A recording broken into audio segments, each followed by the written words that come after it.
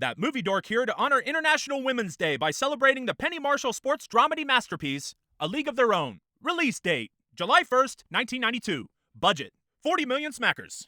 Tech specs, shot with the Panavision Panaflex with Panavision C-Series anamorphic lenses covering the gate. The newsreels were captured on Eastman Kodak Plus X or Tri-X black and white reversal films in Super 16mm, and the narrative was captured on Eastman EXR 100T 5248 and 500T 5296, 35mm film. Hell yeah. During auditions, actresses had to prove that they could play baseball in order to get the part. After that, they trained for 3 months with the film's technical advisor, Coach Bill Hughes, who was the assistant coach for USC at the time.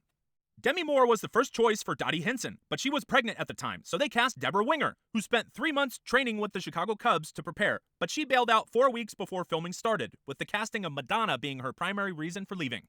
The story is loosely inspired by the real-life story of sisters Helen and Margaret Callahan, the first sisters to play in the AA GPBL. Helen was nicknamed the feminine Ted Williams, and the documentary about them inspired director Penny Marshall to make a movie about it. Hell yeah. When they were filming the World Series games, the cast took turns entertaining the unpaid extras populating the crowd, with Rosie O'Donnell performing stand-up, Tom Hanks performing puppet shows above the dugout, and a few actors pretended being Madonna to perform some of her songs, because Madonna refused to do it herself.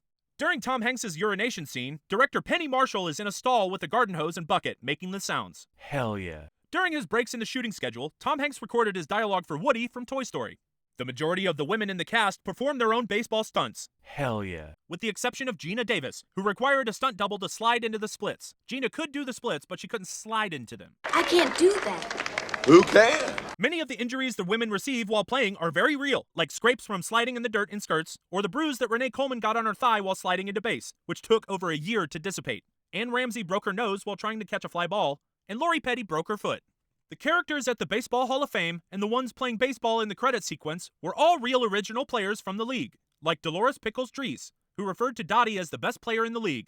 Dolores was a pitcher for the Rockford Peaches from 1952 to 1954. Hell yeah. Selected in 2012 for preservation in the National Film Registry by the Library of Congress for being culturally, historically, or aesthetically significant, along with the films 3:10 to Yuma, Breakfast at Tiffany's, Dirty Harry, and The Matrix. Final bag! $132.4 million worldwide, making it the second film that Penny Marshall directed to gross over $100 million, with her film Big being the first, which also made her the first female director to gross over $100 million at the box office. Hell yeah. The film spawned an episodic adaptation on Amazon Prime of the same name, but the second season was cut short due to the Writers Guild strikes of 2023.